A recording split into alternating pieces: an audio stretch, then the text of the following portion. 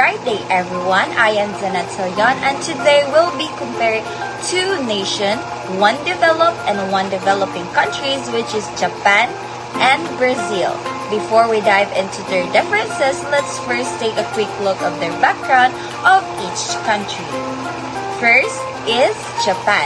Japan is an island located in East Asia made up of four main islands, which is the Honshu, Hokkaido, Kyushu, and Shikoku, along with other smaller islands. So it's known for its advanced technology, rich history, unique blend of traditional and modern culture.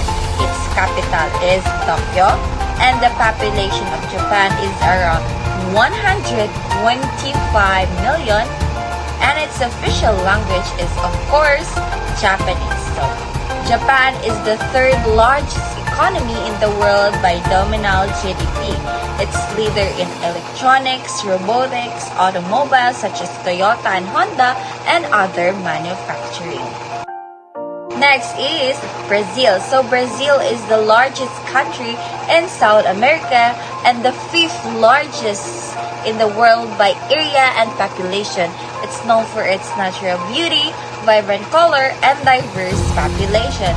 The capital of Brazil is Brasilia, and the population there is around 215 million.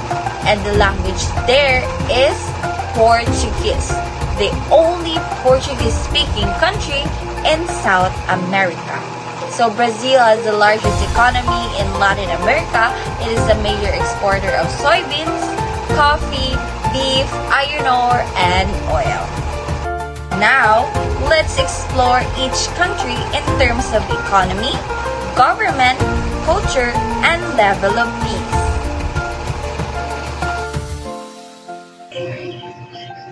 Now, let's compare how two big countries, Japan and Brazil, use the idea of globalization to grow their economies. First, let's talk about Japan's economy. Japan is very good at making high-tech goods, so they have strong factories and smart technology. They use globalization to sell their products all over the world. They have created huge companies that everyone knows, like Toyota cars, the Sony and Panasonic or the electronics, and they are leaders in robotics. So, Japan sells finished, complex products to make money, while the Brazil is very rich in natural things, but their economy works differently. They mainly use globalization to sell raw materials or things that haven't been made into finished products yet. They dig these things up, grow them, and then they export or ship them out to other countries. These raw materials include the soybeans or a crop, the iron or the metal for steel, and oil. So Brazil makes money by selling basic natural resources. The main difference is Japan sells advanced finished products like a Toyota car, while the Brazil sells basic raw materials like the metal or fuel to make a car. Okay, so this infographics compares the economic strategies of Japan and Brazil in the global market. Okay, so Japan focuses on high-tech manufacturing. It exports finished goods like cars and robots.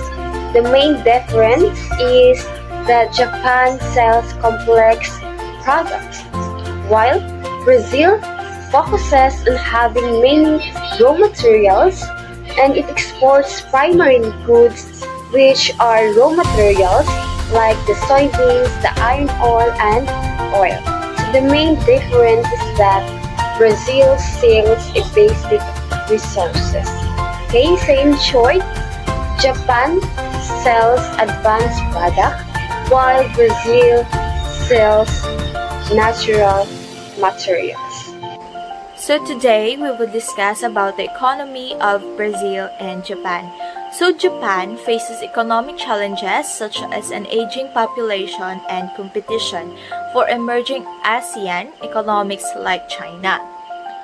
While globalization has brought foreign investment and trade growth to Brazil, it has also made the economy vulnerable to price fluctuations and global demand, limiting its industrial diversification. So today we will discuss what does economy do in Japan. So Japan faces economic challenge because its population is aging, which reduce the number of workers and increase the cost of social services.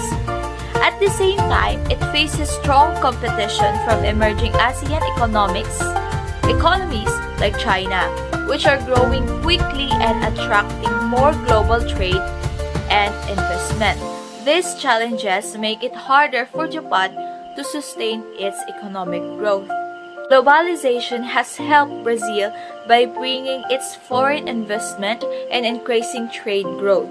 However, it has also made the economy dependent on global demand and exposed it to a price fluctuation. Because of this, Brazil struggles to diversity and industries and relies heavily on exporting raw materials. Now, let us compare the governance between Japan and Brazil. Japan has strong institutions and political stability, which has helped it maintain national control while engaging actively in global governance through bodies like the G7, WTO, and United Nations. On the other hand, Brazil has faced pressure from global financial institutions like the IMF and World Bank to implement reforms, especially during economic crisis. These reforms have often been beneficial but have also raised concerns about sovereignty and long-term development priorities. We have here a radar chart compares to Japan and Brazil on different factors related to institutional resilience and global engagement. Japan, the red area, stability and consistency. Strengths in institutions and stability. Japan scores much higher in political stability and institutional strength. This suggests a more predictable, reliable, and well-established political and governmental system. Policy and adaptation mode is also high, suggesting a robust ability to adjust its governmental policies. Lower global engagement focus. Japan's score is lower for both global engagement focus and external financial influence compared to Brazil. The focus appeared to be more internal than external. On the other hand, Brazil, the blue area, its dynamism and protection, strengths in global outreach and finance. Brazil scores much higher in external financial influence and global engagement focus. This suggests that the country is more actively involved in international finance and has a broader, more outward-looking global strategy. Weaknesses in stability and institutions. Brazil scores much lower in political stability and institutional strength. This indicates that its political system and government institutions may be less stable and less predictable than Japan. In short, Japan is characterized by strong, stable, and consistent internal institutions, but with more moderate external or global focus. While Brazil is characterized by a strong global outreach and financial presence, but with weaker and less stable internal institutions. Greetings once again, everyone. So now, we are going to discuss the next row. As outlined in our presentation, let's determine the essential distinction between Japan and Brazil in terms of governance. Japan shows a selective engagement, while Brazil has systematic vulnerability in terms of governance. Japan, on the left, its governance is said to be relatively resistant to foreign influence, which suggests a robust internal filtering system that enables it to selectively adopt global trends that align with national interests. Brazil, on the right, scandals like Lava Jato have exposed weaknesses in its political system, which were partially driven by global calls for transparency. This addressed a system in which external pressures serves as a necessary catalyst for change. Now, these two opposing assertions will be supported by data in the upcoming slides. Here are the infographics that support our claim. Based on the data, there is no isolation in Japan. It is actively involved through the United Nations or UN, World Trade Organization or WTO, and a Group of Seven or G7. However, it is able to effectively filter these relationships due to its institutional strength. So, how is this resilience quantified? The metric indicates a 75% national interest alignment. This demonstrates the effectiveness of Japan's robust trend, as 3/4 of the international trends or policies it takes into consideration are successfully in line with domestic objectives. Japan's economic complexity is the foundation of its ability to say no. According to the Economic Complexity Index, or ECI, Japan routinely ranks among the top nations in the world. As the statistics illustrates, an economy with this ranking is incredibly resilient, diversified, and sophisticated. Strong, independent industrial policy is based on this economic strength, which provides the government with the greatest leverage to uphold national authority. To put it briefly, Japan uses its international involvement to strengthen domestic stability while participating on its own terms. Let's now look at Brazil, where the situation is the opposite. In this case, internal weaknesses are judged and carried out by external forces.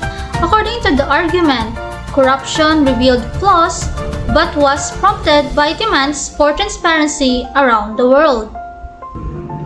Let's examine the proof. The systematic problem is confirmed with the Transparency Index score.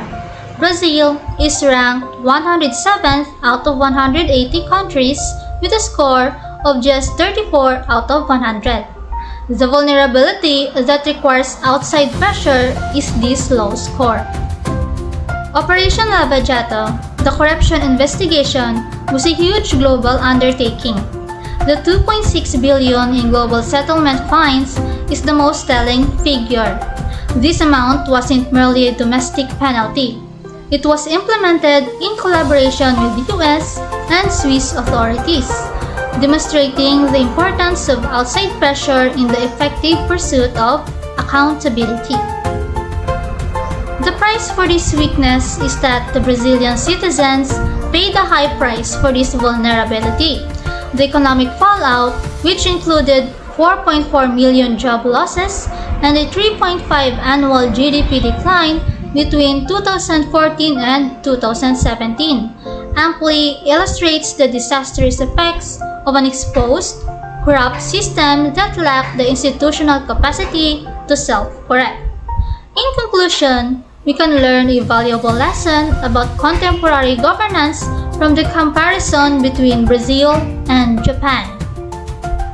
So now let's proceed to the cultures of Japan and Brazil. Globalization has affected the cultures of both countries in unique ways. Japanese culture has achieved strong global influence from anime and manga to cuisine and fashion. So globalization has allowed Japan and Brazil to expand their cultural influence globally in distinct ways. Japan has become a cultural powerhouse through the global popularity of anime, manga, video games, cuisine like sushi and ramen, and innovative fashion. So these exports have shaped global trends and created a strong international fan base. Brazil too has benefited from the global popularity of its music, football, and carnival and vibrant art scene. Brazil, on the other hand, has shared its rich cultural heritage through samba, bossa nova, football legends, and its world-famous carnival. So these elements have made Brazil a symbol of vibrant, expressive culture worldwide. So in both countries, globalization has not only promoted their cultural exports, but also introduced new influences that continue to shape their modern identities.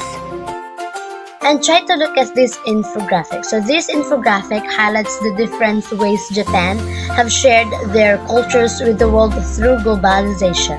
So Japan's influence is shown mainly through anime and manga, cuisines such as sushi, and traditional fashion like the kimono, reflecting its impact on global entertainment, food, and style. So in contrast, Brazil's global presence is presented by its music, football, carnival, and vibrant art scenes, which is emphasize performance, celebration, and creativity.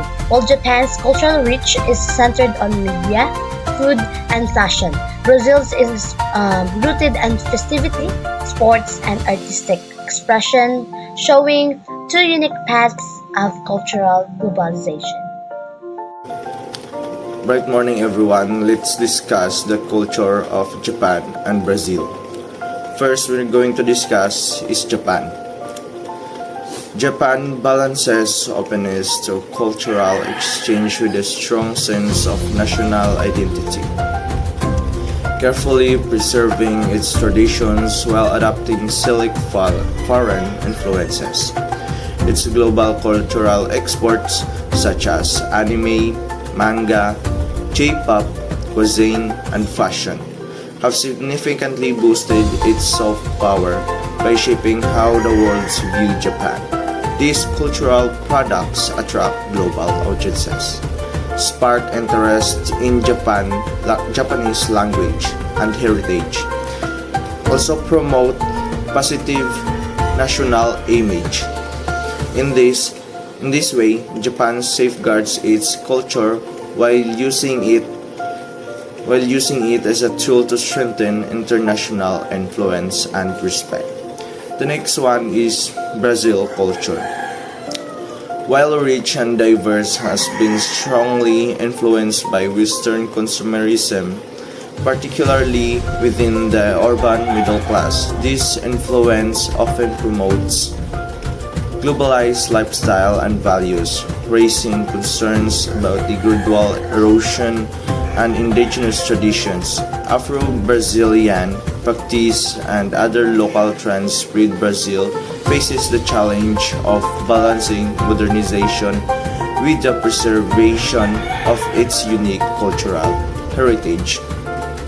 To sum up this, Japan used cultural exchange to strengthen and project its identity globally, while Brazil struggles with Western influence that risks weakening its cultural foundations.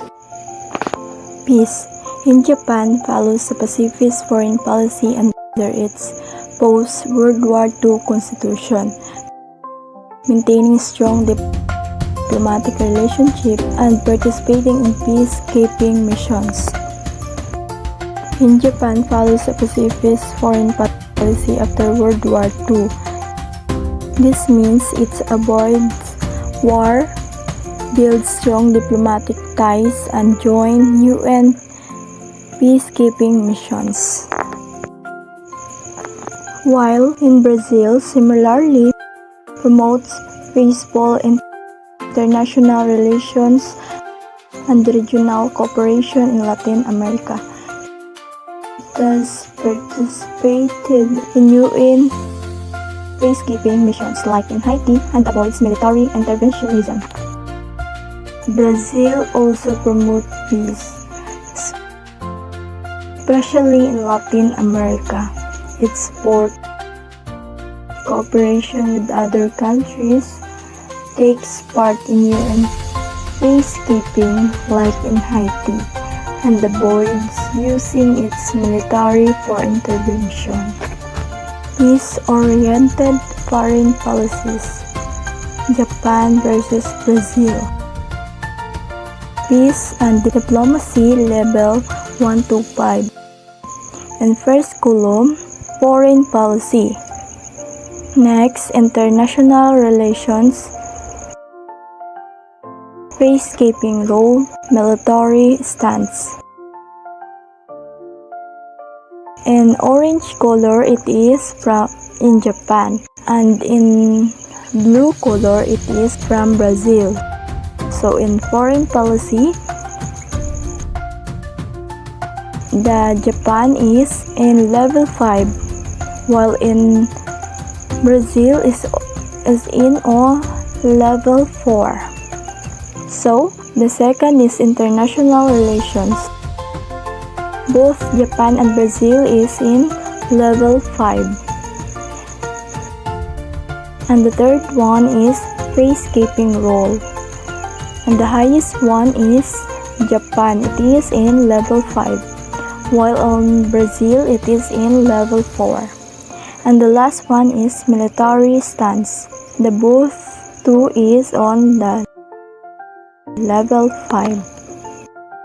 Both Japan and Brazil show that diplomacy and peacekeeping are better ways to solve conflicts than war. Okay, next, let's proceed to Japan. While it has increased defense spending in recent years, it largely relies on alliances, particularly with the US, for its security. Japan's role in international peace is mainly through diplomacy and economic assistance. So, Japan, security through alliance and soft power.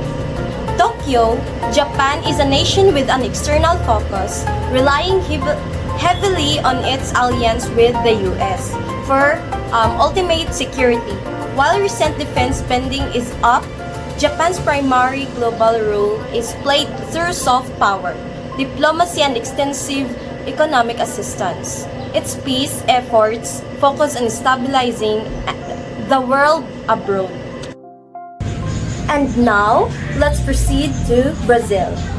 Brazil's internal security is more fragile, facing challenges from organized crime, drug trafficking, and urban violence, often worsened by transnational criminal networks connected to global markets.